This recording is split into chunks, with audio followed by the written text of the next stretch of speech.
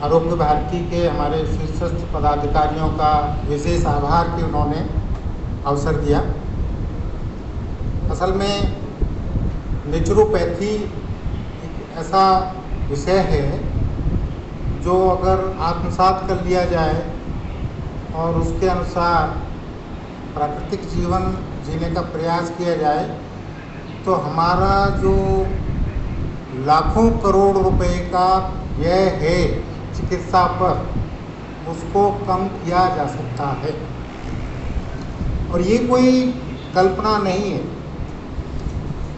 अब मैं आरंभ करूँगा आयुर्वेद के श्लोक से ही। आयुर्वेद का आरंभ होता है पथ्ये सति गदार्थस्य किमौषधि निवेशनम।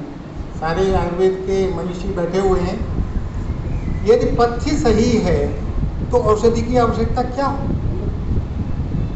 मीनिंग देयर बाई कि अगर आप पथ्य पर गौर कर रहे हैं तो निश्चित रूप से आपको अपने जीवन को सुगम तरीके से जीने में, निरामय जीने में मदद मिलेगी।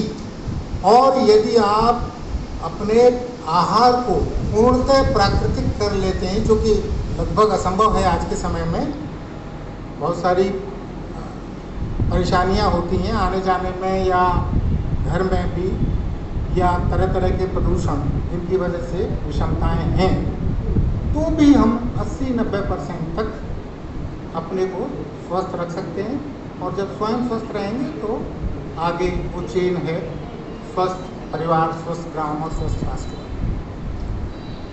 मैं थोड़ा सा अपना परिचय दूंगा और कुछ अपना एक्सप्लेनेशन भी दूंगा जिससे आपको समझ में आएगा कि स्वास्थ्य कैसे गिरता है और कैसे संभलता है।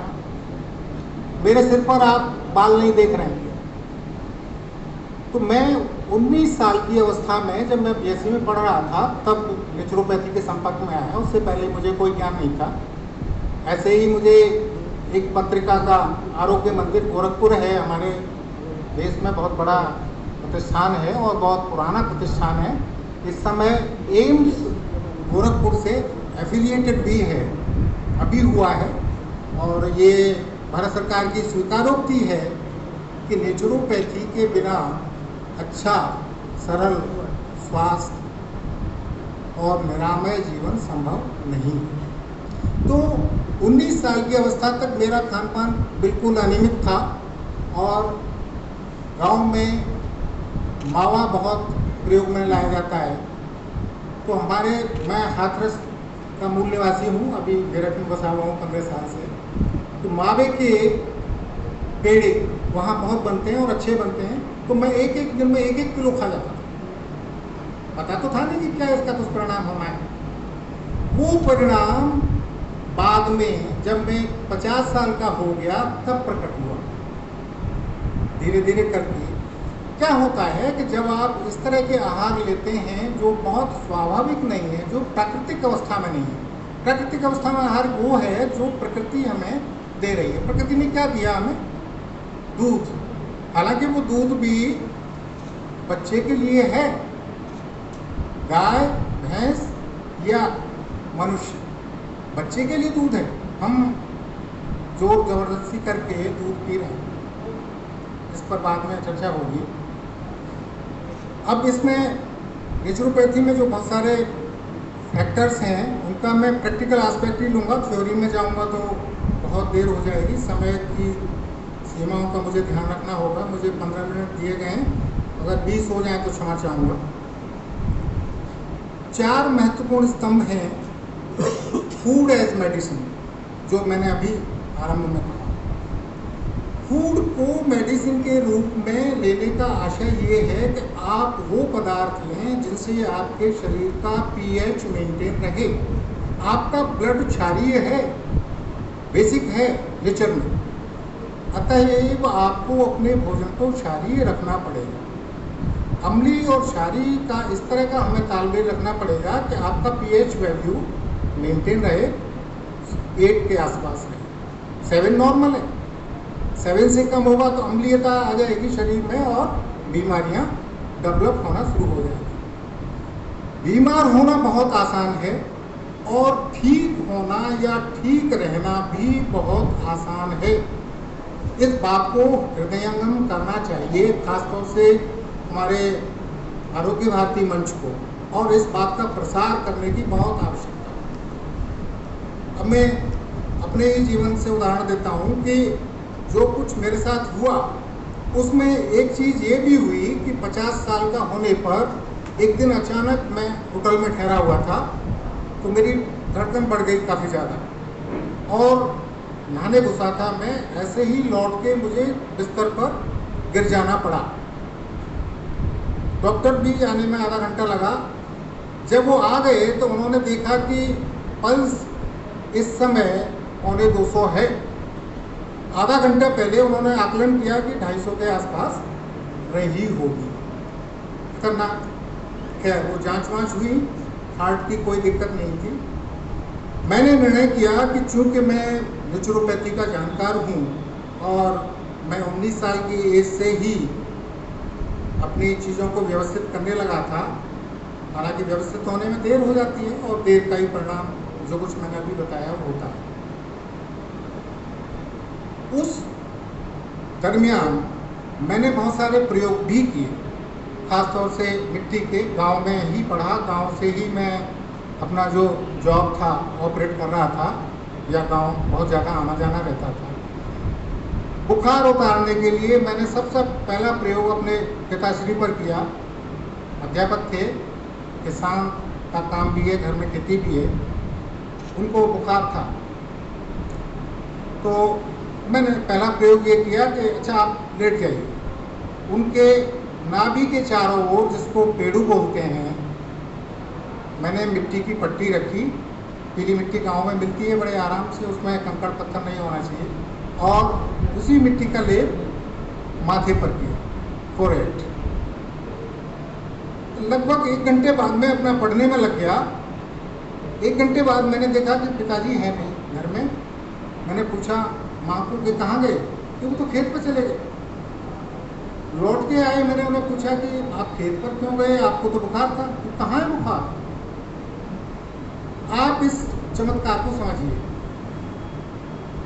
भोजन को सही करना यानी आपके भोजन में ऐसे पदार्थ हों जो आपके खून की क्षारीयता बनाए रखें और अम्लीयता का प्रभाव ना होने दें, नंबर 1। नंबर 2, अगर ऐसी विपरीत परिस्थिति पैदा होती हैं तो उसके बाद हमारे पास उपाय है मिट्टी, पानी, धूप और शुद्ध हवा। अब मैं मिट्टी के प्रयोग का एक वर्णन कर चुका हूँ, अब पानी पर आता हूँ। पानी का इतना ज़बरदस्त प्रयोग मैंने करके देखा है, और वो आपके लिए हो सकता है कि कुछ लोगों के लिए चौंकने वाली बात हो। मैं सरकारी काम से काउंटर एफिडेविट दाखिल करने के लिए हाई कोर्ट इलाहाबाद जाता था। तो एक मैडम थी जिनको उस काम में मेरी मदद करनी थी, मतलब काउंटर एफिडेविट तैयार करने में वकील ही लिखवाते हैं फाइनली। वो मैं 3-4 बार मेरठ से जाता था और वापस आ जाता था। तो मैंने फिर जब परेशान हो गया तो मैंने पूछा कि आप क्यों हमें बुलाती हैं, आप बताइए कि क्या वजह है। इस तरह से आने जाने में तो सरकारी समय नष्ट होता है, धन भी नष्ट होता है। तो उन्होंने कहा मैं बीमार हूँ, आपको अपने काउंटर एफिडेविट की पड़ी।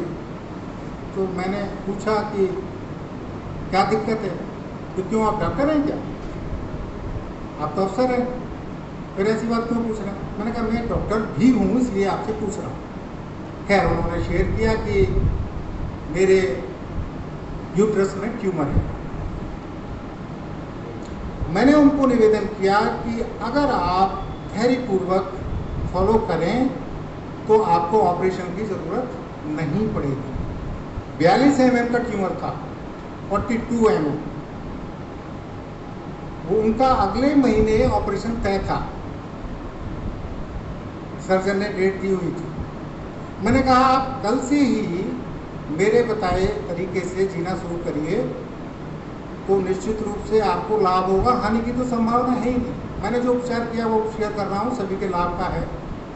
मैंने उनको पाइनएप्पल जूस पर रखा, 5-6 बार दिन में पाइनएप्पल जूस अनार मिलाते हुए। और ये बोला कि अगर आपको बहुत भूख हो, आपसे न रहा जा रहा हो, तो फिर आपको केवल सेब या नाशपाती लेना। 1 महीने बाद उस ट्यूमर का आकार 14 mm रह गया। मैं मेरठ में था, मैडम डॉक्टर के पास गई क्योंकि उनकी तो डेट तक थी ऑपरेशन की। सर्जन ने कहा कि तुम कहीं से लेजर थेरेपी करा के आई हो, मुझे बेवकूफ़ बना रही हो, ऑपरेशन से बचना चाह रही हो। खैर उन्होंने परेशान होकर मुझे कॉल किया। मुझे सर्जन से बात करने में, उनको चीज़ें समझाने में 20 मिनट का समय लगा। कन्विंस फिर भी नहीं हुए वो। अब थोड़ा सा उनको ये लगा कि 1 महीने से मैं लगातार फल जूस पर हूँ, नो कुक्ड फूड। अभी एक और घटना मैं सुनाऊंगा, उससे आप नो कुक्ड फूड की आवश्यकता और उसकी महिमा समझ जाएंगे। तो उस नो कुक्ड फूड से वो 14 mm हो गया। उसके बाद उन्होंने कहा कि मैं अब चैन से जीना चाहती हूँ। मैंने कहा ठीक है, आप नॉर्मल रूटीन पर आ जाइए, लेकिन मेरा एक निवेदन मानिए कि पूरे दिन आपको केवल फल पर रहना है, शाम को एक बार भोजन करें। खैर उन्होंने ऐसा किया। 3 महीने उन्होंने इस तरह से चलाया।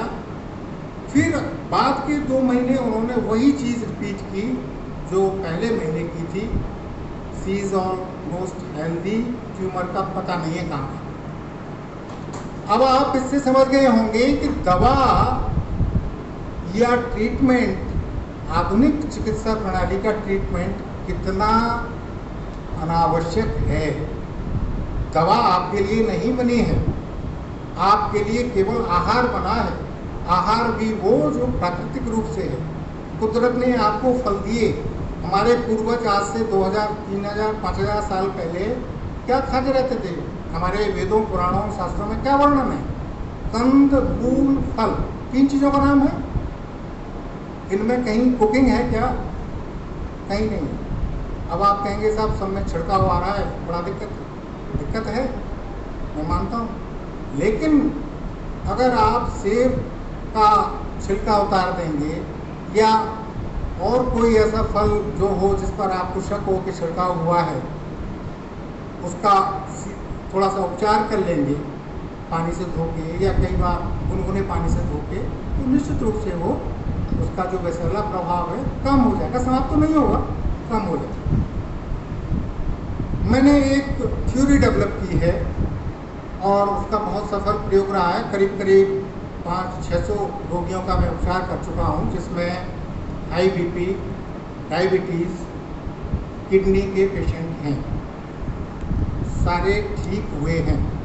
अब भी बहुत सारे पेशेंट्स उपचाराधीन हैं। फ़ोन पर मैं अवेलेबल रहता हूँ उनको रात के सोने के समय के अलावा। कोई पैसा चार्ज नहीं करता। मैंने प्रण किया हुआ है कि पूरी ज़िंदगी भर उपचार करूँगा, पैसा एक नहीं दूँगा। अब मैं आपको एक घटना सुनाता हूँ जो आंखें खोल देगी, खास तौर से एलोपैथिक डॉक्टर्स की।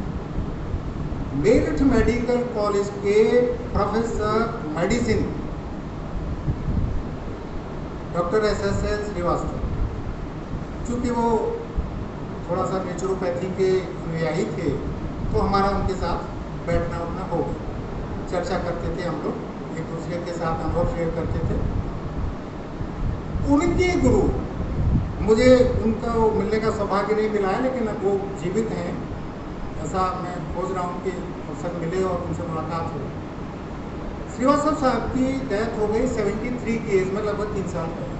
उन्होंने किस्सा सुनाया उन गुरुजी के बारे में जो लगभग 92 साल के हैं, मेरठ में हैं, 22 साल के लड़कों के साथ मेरठ यूनिवर्सिटी के 400 मीटर के गोल चक्कर में दौड़ लगाते हैं, 92-22। अब कैसे है उस पर गौर करिए। MBBS 3rd ईयर में पढ़ रहे थे वो, 19 साल के थे। तो उन्होंने कोई ब्रिटिश जर्नल पढ़ा, अंग्रेजी पत्रिका, उसमें लेख था जिसमें कच्चा खाने के बारे में कहा गया। उन्होंने अपनी माँ को बोला कि मैं आज भोजन नहीं करूँगा। तो उन्होंने सोचा होगा ठीक है, इच्छा नहीं है इसकी, नहीं करेगा, तो कुछ फल वल खा लेगा। उन्होंने अपना वो दिन गुजार दिया, जो भी उन्हें मिला, फल मिला या सब्जी मिली, कच्ची खाता गुजार दिया। अगले दिन उन्होंने फिर सुबह कहा कि मैं आज भी भोजन नहीं करूँगा। तो माँ होती है, परेशानी हुई, पूछा कारण क्या बात है। उन्होंने कारण नहीं बताया। उन्होंने कहा नहीं कोई बात नहीं है, मैं ठीक हूँ, परेशान मत हो, आज भी मैं खाना नहीं खाऊंगा। उन्होंने दूसरा दिन भी कच्चा गोभी, कच्ची लौकी, कच्ची गाजर, मूली खाते हुए गुजार दिया। तीसरे दिन जब उन्होंने फिर कहा कि मैं भोजन नहीं करूँगा, तो माँ के साथ पिता के भी चौंकने की बारी थी। तो उन्होंने क्लास ली होगी कि बताओ असली बात क्या है। कि असली बात ये है कि मैं आजीवन भोजन नहीं करूँगा। आज तक उन्होंने कुक्ड फूड नहीं खाया है। जैसा कि मुझे श्रीवास्तव साहब ने बताया, उन्होंने पूछा कि गुरुजी, जब आपको अन्न की तलब होती है, अभी डॉक्टर साहब तलब की बात कर रहे थे, तो क्या करते हैं कि भाई मैं उस समय इस हथेली पर 20 दाने गेहूं के और 20 दाने चने के रख लेता हूँ और उसको चबाने में आधा घंटा लगाता हूँ, मेरी अन्न की तलब पूरी हो जाती है। इससे क्या निष्कर्ष निकलता है? निष्कर्ष वही है कि यदि आप कुदरत के साथ जिएंगे तो रोगी नहीं होंगे। अब दुष्परिणामों पर आ जाइए। एनसीआर दिल्ली में आंकड़ों के अनुसार आधे लोग, आबादी के आधे लोग आईबीपी के शिकार हैं। 16 साल का बच्चा खेलते हुए गिर के मर रहा है। ये आज की बात नहीं, आफ्टर कोरोना नहीं कह रहा हूँ मैं, ये बिफोर कोरोना की बात कर। रोड रेस में 10-20 हत्याएं रोज दिल्ली में हो रही है। कारण क्या है? वही अखाद्य भोजन, अखाद्य। मैंने अपने शीर्षस्थ पदाधिकारी डॉक्टर वासने जी और श्री राकेश पंडित जी से पंचकुला के अधिवेशन में निवेदन किया था कि हम सब आरोग्य भारती के कार्यकर्ता हैं, स्वस्थ जीवन शैली के अनुयायी हैं, तो कम से कम हमारा भोजन जो यहाँ परोसा जाए वो तो नेचुरल हो। हम किसको शिक्षा देना चाहते हैं? हम क्या शिक्षा देना चाहते हैं? जब हम खुद को ही नहीं शिक्षित कर पा रहे तो दूसरे को क्या शिक्षित करेंगे? अब अखाद्य भोजन आप कर रहे हैं, यहाँ बाहर जाके आप कहेंगे नहीं साहब स्वस्थ रहो, कैसे रहेंगे? आशीर्वाद का आधार होना चाहिए, आपकी शुभेच्छा का आधार होना चाहिए। तो एक और इम्पोर्टेंट चीज़ शेयर करने के बाद मैं समाप्त करूँगा। मेरा भाषण करीब 2.5 घंटे चलता है। जब मैं विश्वविद्यालयों में जाता हूँ, लेक्चर्स मेरे तय हैं अगले महीने तक के। कई यूनिवर्सिटीज़ मुझे लेक्चर्स के लिए बुलाती हैं। टेंशन मैनेजमेंट बच्चों का, बच्चे तनाव में रहते हैं, झगड़ा करते हैं, तो जब शुरुआत होती है सेशन की तो मुझे बुलाया जाता है। कटी स्नान ये मेरा अपना प्रयोग है। Cancer up to 2nd stage में बी क्योर्ड। किडनी की बीमारी तो आराम से within a month, BP within a week. कट स्नान, जिसको आप बड़े ध्यान से सुनिए, घर पर करने का प्रयास करिए। 2 टब लिए जाते हैं, एक में गर्म पानी होता है 40 डिग्री, एक में ठंडा पानी होता है 20 डिग्री। बारी बारी से दोनों टब में बैठा जाता है। 3 मिनट गर्म पानी के टब में, 1 मिनट ठंडे पानी के टब में, और जो नाभि के चारों ओर का भाग है उसको खुरदरे तौलिए से रगड़ा जाता है। यही है हमारी बीमारी का स्थान, नाभि के चारों ओर का स्थान, जो छोटी आंत है। 22 फुट लंबी छोटी आंत में डॉक्टर साहब मेरा समर्थन करेंगे, हमारे शरीर में लगभग 4-4.5 किलो बनता है। वो समय से न निकले, आंखों से चिपकता है। चिपकने के बाद सारी बीमारियों का जन्म होता है, उनके नाम चाहे जो हो। अब ये आधुनिक चिकित्सा प्रणाली की देन है कि हम उपचार पर ध्यान न देके नई नई दवाओं की, नई नई बीमारियों की खोज कर रहे हैं। अरे भाई, जब स्वास्थ्य इतना आसान है तो क्यों दिमाग पक्षी कर रहे हो? क्यों सरकार का धन व्यय कर रहे हो, क्यों अपना दिमाग खराब कर रहे हो, क्यों दुनिया का दिमाग खराब कर रहे हो। मैं क्षमा चाहूँगा, कठोर शब्द हैं लेकिन यथार्थ।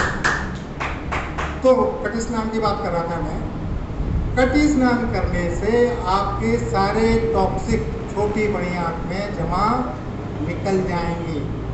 कोरोना के कार्यकाल में, कोरोना जितने समय चला, मेरा एक ग्रुप था और करीब 300 लोग थे, उसमें एक को भी कोरोना नहीं हुआ। क्या उपचार अपनाया गया जो आज भी प्रासंगिक है, वो मैं आपको बताता हूँ। सुबह 20 ml नींबू का रस, 20 ml एलोवेरा जूस, 2 गिलास गर्म पानी, चाय की तरह आराम से पिए। उसके बाद या उसके पहले फ्रेश होना कर सकते। उसके बाद अब ये लंच, डिनर, ब्रेकफास्ट जो है ये भी कंफ्यूजिंग है। कंफ्यूजिंग इस मायने में कि आपका कुछ भी नेचुरल नहीं रह गया, आपकी भूख प्यास नेचुरल नहीं है। तो सुबह के बाद आपको जब भी भूख लगे, जब भी माने, अगर शाम तक नहीं लग रही है तो टालो, कोई ज़रूरी नहीं है खाना, खाने के लिए नहीं बने हैं। तो जब भी भूख लगे, पहला आपका आहार फल होना चाहिए, कोई भी फल। इसमें अभी जो आ रहे हैं उनमें सेब, नाशपाती या चीकू हो सकता है, आलू बुखारा है, आलू, इस तरह के। उससे क्या होगा कि आपका जो पिछले दिन का जमाव है उसको निकालने में सहायता मिलेगी। फलों का जो सेवन है वो औषधि भी है। मैंने शुरुआत की थी फूड एज मेडिसिन से, तो ये औषधि भी है, ये पोषण भी देगा, ये शोधन भी करेगा। इसके बाद अगर भूख लगती है आपको तो फिर आप सलाद लेंगे, उसमें गाजर हो सकती है, उसमें प्याज हो सकता है, उसमें खीरा हो सकता है। कई लोग प्याज नहीं खाते हैं तो उनके लिए मैं नहीं कहूँगा, लेकिन एक चीज़ मैं यहाँ बहुत महत्वपूर्ण शेयर करना चाहता हूँ और कहीं आयुर्वेद में भी इसका वर्णन है। प्याज, लहसुन, अदरक इस भूतल पर अमृत हैं। तो अगर कोई नहीं खाता है तो मेरा हाथ जोड़ के निवेदन है, शुरू कर दीजिए, भारत राष्ट्र पर रहम करिए। प्याज कच्चा, लहसुन कच्चा, अदरक, ये तीनों कच्चे अपने सलाद में या अपनी सब्जी में जरूर रोज यूज करिए। अब इसके बाद अगर आपको भूख लगती है तो आप रोटी सब्जी खा सकते हैं। पिछले 20 साल से जब मेरा वो एपिसोड हुआ, बीपी बढ़ गया, हाँ उसमें एक चीज़ मैं शेयर करना भूल गया कि मैं बीमार रहा काफ़ी दिन, डॉक्टर के पास मैं चेकअप के लिए भी नहीं गया। मुझे पता था कि अंदर क्या घटित होगा। मैं उसको नाम देता हूँ KYB, KYC सुना होगा ना आपने, नो योर कस्टमर। मैं कहता हूँ KYB, नो योर बॉडी। अपने शरीर के अलावा बाकी दुनिया की सब चीज़ें जानते हैं, शरीर को नहीं जानते, जानना भी नहीं चाहते। शरीर क्या संकेत दे रहा है उस संकेत को आप समझ लें तो अगले 5-10 साल में जो बीमारी होने वाली है, खासतौर से कैंसर, यू कैन प्रिडिक्ट बड़ी आराम से। तो 5-10 साल का समय बहुत होता है कैंसर से बचने के लिए। एक महामारी हो चुका है देश के लिए। कुछ चीज़ें मैं शेयर कर देना चाहता हूँ। हाँ, वो छूट गया भोजन वाला। तो अगला भोजन, जब भी आपको भूख लगे, रोटी सब्जी। मैंने अपना बताया, मैंने 20 साल से गेहूँ छोड़ा हुआ है, जौ और चने की बिना छाने आटे की रोटी खाता हूँ। महीने में 1 किलो आटा नहीं लगता मेरा, 1 किलो से कम आटा खाता हूँ 1 महीने। ऊर्जा में कोई कमी है क्या बताइए? कोई कमी है? मैं लगातार 3 किलोमीटर दौड़ सकता हूँ। मेरी उम्र 61 साल है। मैंने आज तक उस एपिसोड के बाद और एक बार मेरा पैर टूट गया था, उस समय मुझे हॉस्पिटलाइज रहना पड़ा, तो कैल्शियम लेने के अतिरिक्त मैंने कोई दवा नहीं ली, लूँगा भी नहीं, आवश्यकता भी नहीं पड़ेगी। आपको बूढ़ा होकर मरना है, बीमार होकर नहीं मरना है। आपका शरीर अशक्त होगा निश्चित रूप से, लेकिन होगा, समय की बात है वो, लेकिन बीमार क्यों हो? आप बीमार होने के लिए नहीं बने। कुदरत ने इस मशीनरी को जो डिजाइन किया है, बीमार होने के लिए डिजाइन नहीं किया है। तो ये जो मैंने भोजन क्रम चलाया कोरोना के समय में, 300 के करीब लोग मेरे ग्रुप में थे, एक को भी कोरोना नहीं हुआ। और मैं खुद चूंकि सरकारी जॉब में था, मुझे रेमडेसिविर और बहुत सारी दवाओं की उपलब्धता के लिए छापेमारी करनी पड़ रही थी। मैं रोज कोरोना के पेशेंट के संपर्क में आता था, 10-20 पेशेंट। हमारे बॉस थे IAS अधिकारी, कहते थे कि तुम भी बीमार हो गए, मुझे भी बीमार करोगे, रोज मेरे पास फाइल दे के चले आते, मैं नहीं छूंगा तुम्हारी फाइल। तो पहले उसको सैनिटाइज करते थे, फाइल पहुँचते थे उससे, ये उनको कह के उससे तौलिए से पहुँचवाते थे। हफ्ते बाद वही कोरोना पेशेंट हो गए, बोले यार मुझे कोरोना हो गया, मेरे पास फाइल लेके मत आना। मैंने कहा साहब आप तो मुझे कहते थे कि बीमार हो जाएगा, मुझे भी बीमार करेगा। क्या अर्थ हुआ? वो मानने को तैयार नहीं थे। बाद में तो मेरे मरीज हो गए वो, मैंने उनका उपचार किया, ठीक किया। बहुत लंबा नहीं खींचूंगा, मैंने जैसे निवेदन किया, बहुत लंबा विषय है, मोटी मोटी चीज़ें। ये कटी स्नान आप ज़रूर ट्राई करिए।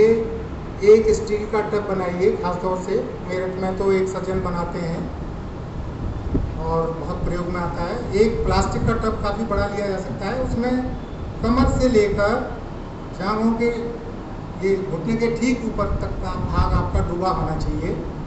40 डिग्री टेम्परेचर गर्म और 20 डिग्री ठंडे पानी का। बारी बारी से जब 1 घंटा आप कर लेंगे, हो सकता है कि मामूली धड़कन बढ़े उस उपचार के दरमियान, तो शुरुआत में इतना ही रहेगा। अगर धड़कन बढ़ती है छोड़ दीजिए उपचार बीच में। मैं खुद 48 और 12 का प्रयोग अपने शरीर पर कर चुका हूँ, आप मत करिएगा। 48-12 हुआ क्या, ये क्यों करना पड़ा मुझे? जिस समय मैं बीमार हुआ, मेरा वजन नॉर्मली मैक्सिमम जब मैं जवान था तब भी 68 से ऊपर कभी नहीं गया। हाँ, खत्म करो। तो उस समय घट के रह गया 52।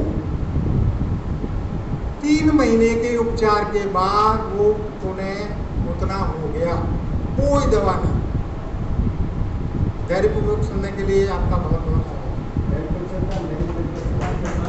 वो टेम्परेचर भी, उसका एक थर्मामीटर आता है, पानी का थर्मामीटर आता है, उससे देख सकते हैं।